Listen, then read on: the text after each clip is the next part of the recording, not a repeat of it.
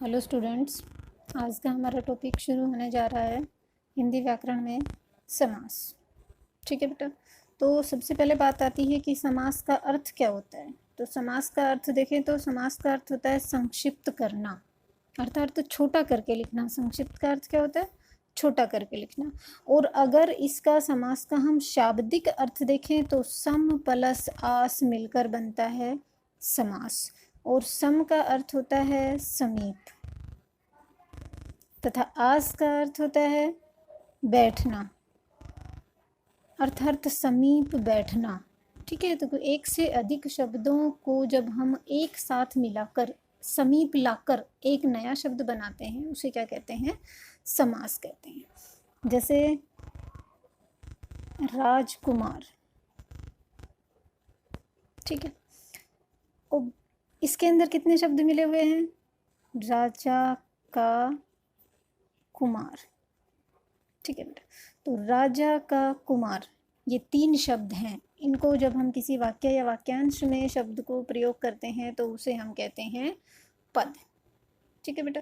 तो इन 3 शब्दों को मिलाकर जब हमने एक शब्द बनाया तो इस बनाने की जो प्रक्रिया थी, इससे इन शब्दों से और जो ये शब्द बनने की जो प्रक्रिया है, प्रक्रिया, ठीक है, प्रोसेस, उसे हम क्या कहेंगे?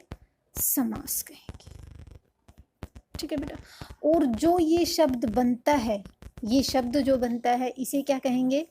समस्त पद कहेंगे।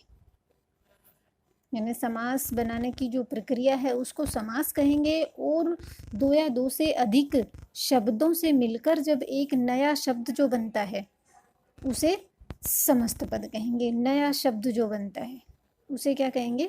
समस्त पद कहेंगे। ठीक है। और जो 2 या 2 से अधिक शब्द जो होते हैं, नए शब्द जो बनता है, उसको पहले वाली अवस्था में जब हम ले आते हैं उसे क्या कहते हैं? विग्रह, समास विग्रह। ठीक है बेटा। ये तो आ गई बात समास के अर्थ की। ठीक है। अब देखते हैं ये जो समस्त पद होता है, समस्त पद, इसमें 2 पद होते हैं। कौन कौन से होते हैं 2 पद? राजकुमार पूर्व पद और उत्तर पद। पूर्व पद को हम पहला पद भी कह सकते हैं और उत्तर पद को हम दूसरा पद या द्वितीय पद भी कह सकते हैं। ठीक है। तो ये जो राजकुमार में राज जो है ये हो गया पूर्व पद कहलाएगा। क्या कहलाएगा? पूर्व पद कहलाएगा। और जो कुमार है ये क्या कहलाएगा? उत्तर पद कहलाएगा, दूसरा पद होता है। ठीक है। तो ये तो बात आती है पदों की, समास में कितने पद होते हैं। ठीक है। उसके बाद आते हैं समास के भेद, कि समास के भेद कितने होते हैं। तो हिंदी व्याकरण जो है उसमें समास के 6 भेद माने जाते हैं, लेकिन कुछ जगह पर हमें समास के 4 भेद बताए हुए मिलते हैं। तो वो 4 भेद कैसे होते हैं वो हम आपको बताएंगे। पदों की प्रधानता के आधार पर अगर देखा जाए, अगर क्वेश्चन हमें मिलता है कि पदों की प्रधानता के आधार पर समास के भेद बताइए। ठीक है। अगर क्वेश्चन मिलता है पदों की प्रधानता के आधार पर समास के भेद बताइए तो कितने भेद होंगे? 4 माने जाते हैं भेद। ठीक है।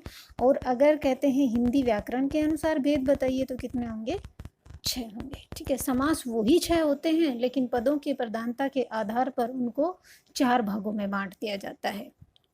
जैसे पूर्व पद प्रधान, जिसमें पूर्व पद प्रधान होता है। दूसरा, जिसमें उत्तर पद प्रधान होता है। तीसरा, जिसमें दोनों पद प्रधान होते हैं। और चौथा, जिसमें अन्य पद प्रधान होता है।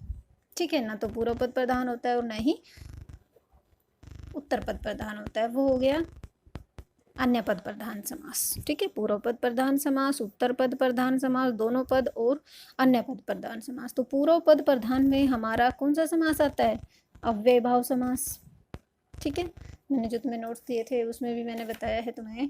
अभी जो तुम्हें लिखने के लिए दिए, देखिए पदों की प्रधानता के आधार पर, ठीक है। तो जो प्रथम पद प्रधान समास होता है वो अव्ययी भाव होता है, और दूसरा पद प्रधान समास तत्पुरुष समास, और तत्पुरुष समास के अंदर ही इसी के दो भाग होकर, उत्तर पद प्रधान समास के ही दो भाग होकर कर्मधारय और द्विगु हो जाते हैं। और हिंदी में जो 6 समास होते हैं उसमें हम कर्मधारय और द्विगु को अलग से गिनती के रूप में लेते हैं, इसलिए समास के 6 भेद हो जाते हैं। समझ में आ गया। उभय पद, उभय पद का मतलब होता है दोनों पद प्रधान। उभय का क्या अर्थ होता है?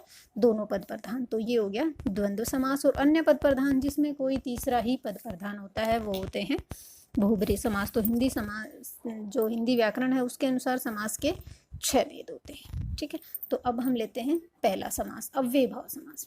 तो अव्ययी भाव समास की अगर परिभाषा देखें तो जिस समस्त पद में प्रथम पद अव्यय या उपसर्ग हो और दूसरा पद संज्ञा हो वह अव्ययी भाव समास कहलाता है।